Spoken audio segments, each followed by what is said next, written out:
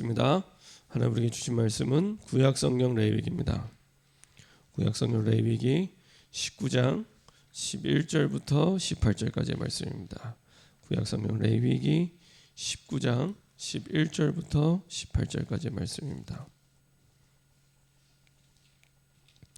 구약성경 레위기 19장 11절부터 18절까지의 말씀입니다.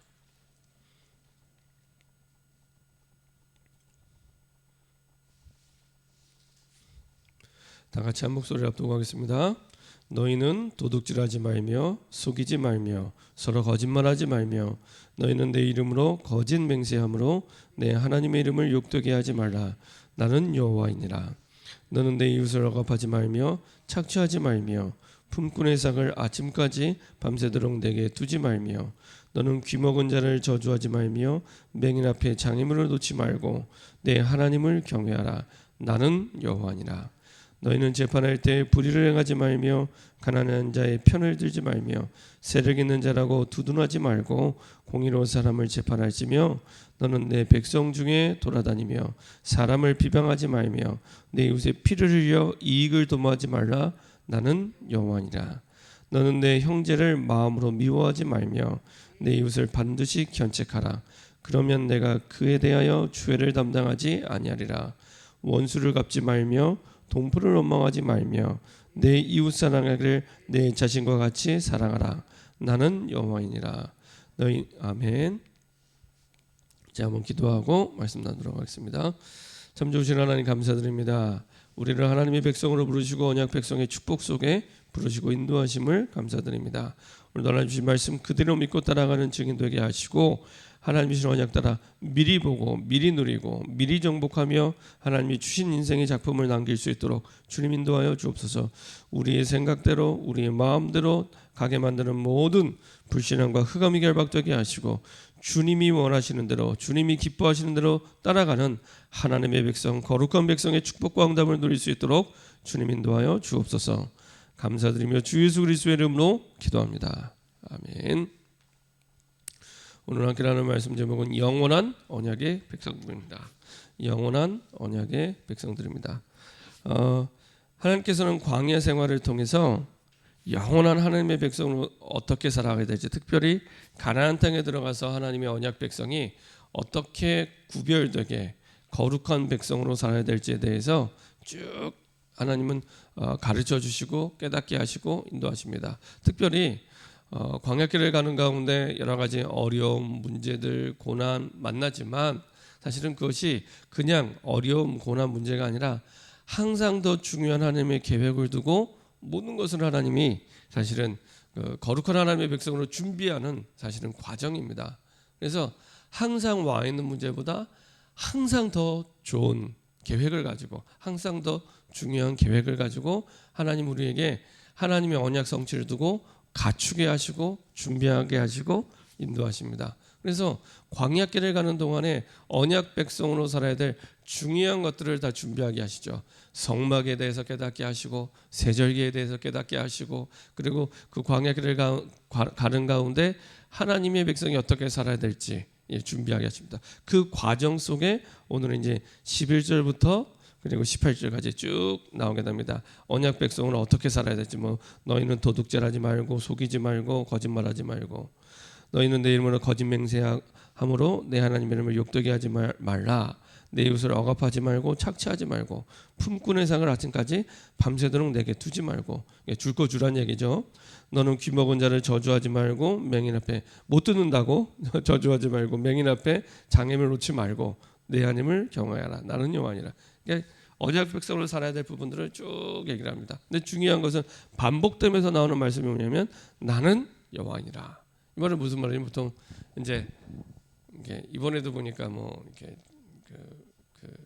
대통령이 이제 여러 가지로 이제 문제가 되니까 이제 한마디 한마디씩 언급을 하는데 중요한 문제나 중요한 일을 두고 이제 대통령이 나와서 말할 때가 있죠. 이거는 말의 무게감이 다르지 않습니까? 누가 얘기하냐에 따라서 밖에 노숙자가 얘기하는 것과 대통령이 얘기하는 것과는 완전히 말의 무게감이 다르잖아요.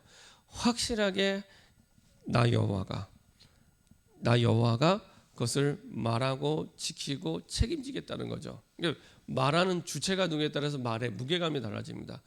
그 부분에 대해서 확실하게 지키겠다 이런 의미로 계속 이제 나는 여호와니라, 나는 여호와니라, 나는 여호와니라. 그러니까 우리가 현실을 볼 때 이렇게 하나하나 지키기가 쉽지 않은 겁니다. 현실을 볼 때. 근데 하나님이 책임지고 거룩한 백성으로 하나님이 그렇게 살게 하시겠다라고 하나님이 이제 사실은 인간적인 표현인데 이제 그 내 이름을 걸고 그것을 지키겠다 이런 의미죠.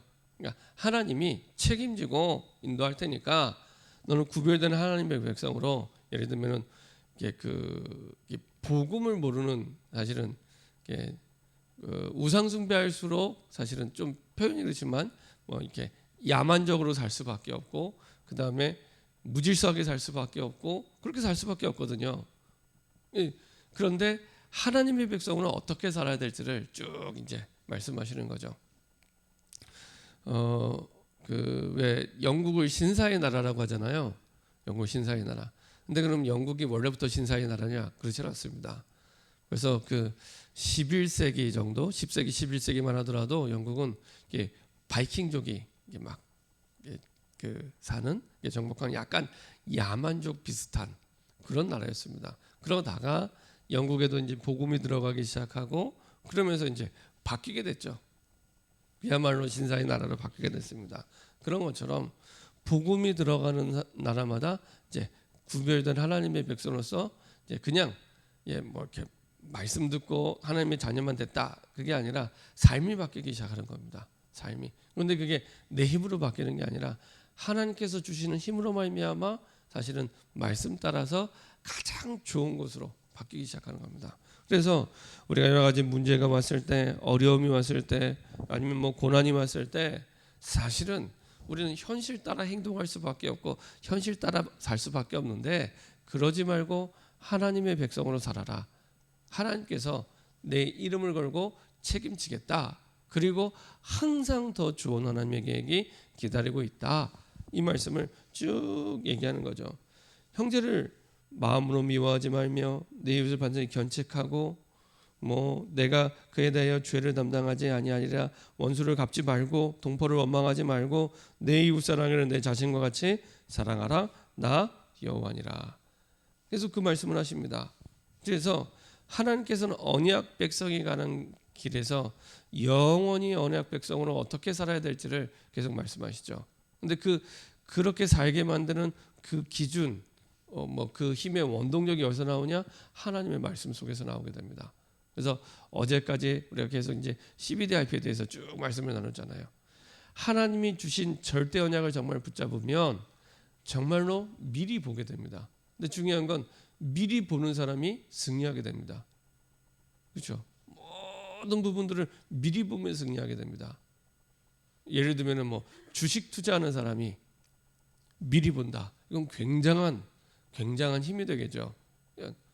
하나님의 백성이 미리 본다. 이건 굉장한 힘이 되고 능력이 됩니다. 근데 절대 언약을 내가 딱 붙잡게 되면 보이게 됩니다.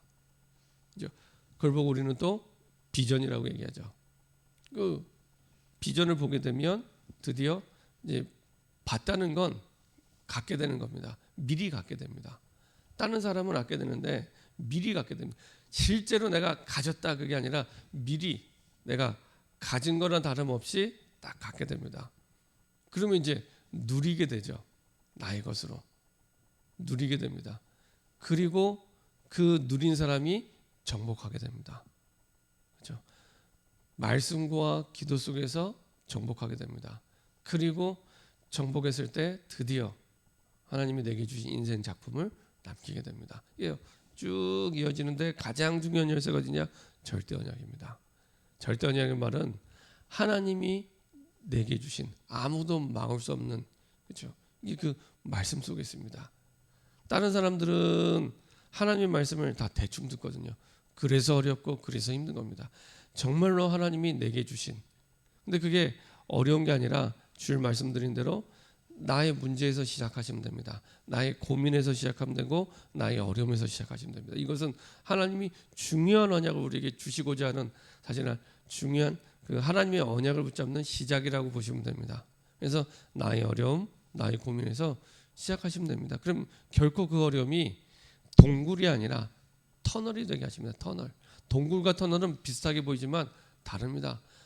동굴은 막혀 있습니다. 끝이 막혀 있습니다. 근데 터널은 언젠가 사실은 빛이 비춰지는 그 밖으로 나가게 되죠. 그래서 하나님의 백성에게는 어려움이나 문제가 동굴이 아니라 터널입니다. 결국에는 하나님이 주시는 응답 속으로 들어가는 중요한 과정이 되게 하시죠. 이스라엘 백성들이 이 광야 40년을 가면서 성막과 세절기와 하나님의 백성으로 갖춰야 될 많은 것들을 준비하게 하시고 갖추게 하시고 드디어 가나안 땅에 들어가게 하신 것처럼 하나님께서는 우리에게 준비할 것과 갖출 것들을 하나님의 말씀을 통해 우리에게 주시는데, 특별히 문제가 왔다, 어려움이 왔다, 이게요 더 좋은 기회가 됩니다. 그래서 그때 하나님이 뭐라고 말씀하시는지, 나에게 원하시는 게 무엇인지를 붙잡게 되면 이게 쭉 이어서 나오게 됩니다. 하나님이 비전을 보게 하시고 가운데 세계복음을 두고 내가 해야 될 나의 꿈을 보게 하시고 이것을 말씀과 기도 속에서 이루어 가시고 인생 작품을 남기게 하십니다. 그래서 평생에 사실은 우리의 언약이 되게 하시고 인생 철학이 되게 하시고 기준이 되게 하십니다. 여기 몇 가지 특징이 있는데요. 첫 번째로 흑암에서 건져내신 여호와입니다.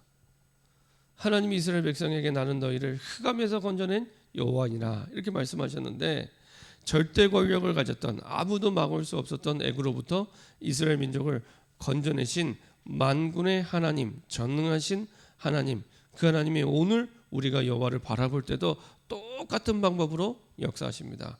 그래서 그것을 기록으로 남겨서 우리에게 계속 확인시켜 주는 거죠. 기록으로 남겼다는 얘기는 한 번으로 끝난다는 얘기가 아닙니다. 그렇죠? 누구든지 기록된 그 하나님의 언약을 붙잡는 사람마다 시대, 시, 공간을 초월해서 똑같이 일어날 수 있다는 얘기입니다. 그러니까 2500년 전에 모세가 붙잡았던 그 언약을 3500년 전에 모세가 붙잡았던 그 언약을 오늘 내가 붙잡게 되면 3500년이라는 시공간을 초월해서 오늘 하나님께서 역사하시는, 그래서 그 누구도 430년 노예에서 빠져나왔잖아요. 우리가 오래 살아야 100년입니다. 그렇죠? 그러면은 우리가 가지고 있는 문제는 얼마든지 하나님은 해결할 수 있는 겁니다. 그냥 수치상으로 봐도 430년 된 문제를 해결하셨잖아요. 근데 100년 됐네, 평생 고민한다고 생각했을 때 100년 된 문제를 못 해결하겠습니까? 그죠?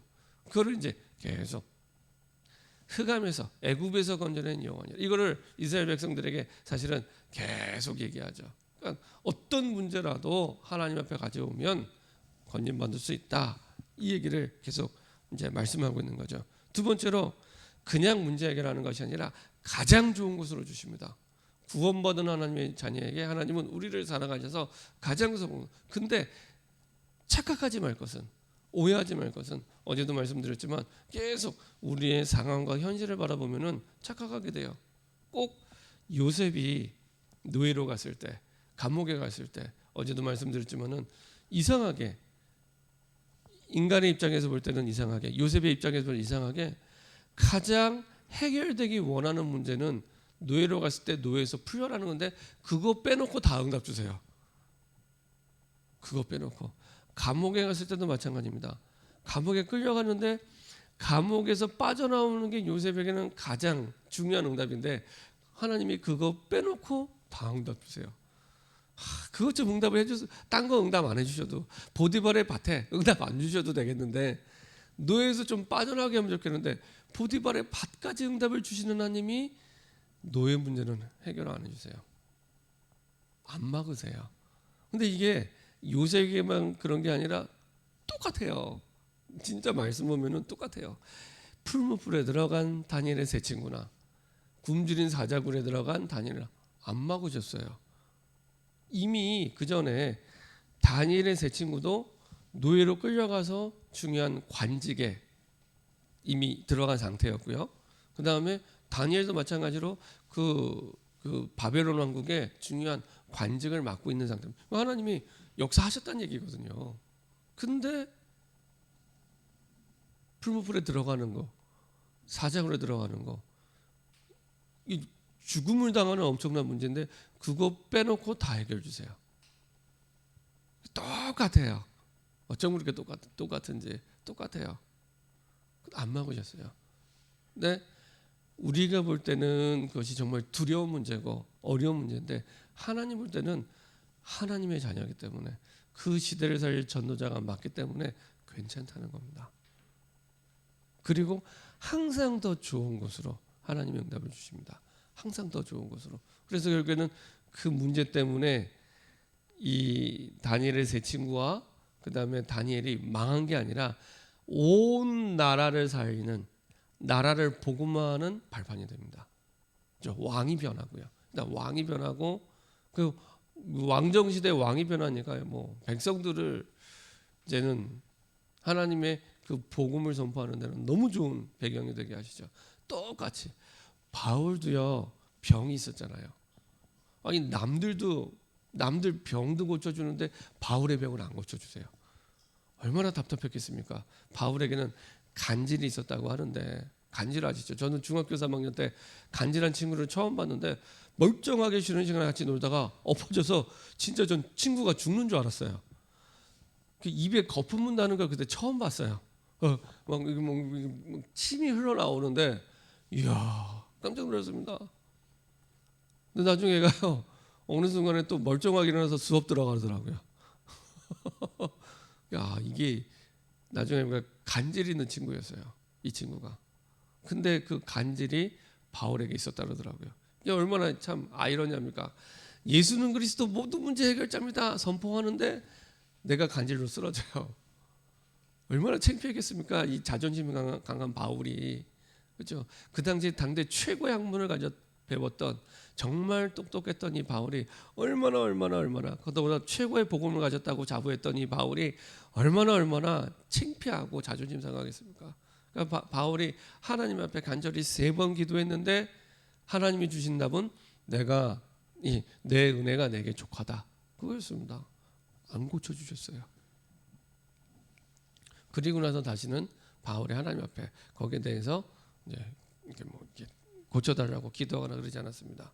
근데 중요한 건 바울이 나중에 로마에서 순교를 하게 됩니다. 성경에는 나오지 않지만 로마에서 톱에 켜서 네로 황제 시대 때 톱에 목이 잘려서 죽었다, 참수를 당했다라고 얘기를 합니다. 근데 중요한 것은 병 때문에 죽지 않았죠. 바울이 그 병 때문에 죽지 않았습니다. 그 말은 바울의 인생에 있어서 그 병이 문제가 아니라는 얘기입니다. 세계복음 많은데 병이 문제가 되지 않았다는 얘기입니다. 그렇죠? 그러니까 우리는 병에 걸리면 병을 낫게 해주세요라고 얘기를 합니다. 뭐 그럴 수 있습니다. 근데 낫고 안 낫고는 하나님 손에 있는데 반드시 하나님이 여기 숨은 계획이 있습니다. 그 계획을 따라 인도받을 때 와 있는 병과 비교할 수 없는 어마어마한 하나님의 은혜 속으로 들어가게 됩니다. 그렇죠? 그래서 하나님이 나에게 가장 좋은 것 주신 하나님이시구나.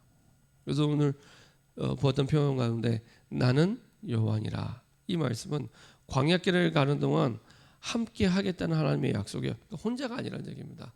항상 변함없이 단 1초도 나를 떠나지 않고, 나는 실수해도 하나님은 실수하지 않고 항상 가장 좋은 것으로 주시는 하나님. 그래서 40년 광야 생활 동안에 하나님의 거룩한 백성으로, 구별된 백성으로 어떻게 살아야 될지 그것을 준비하게 하시죠.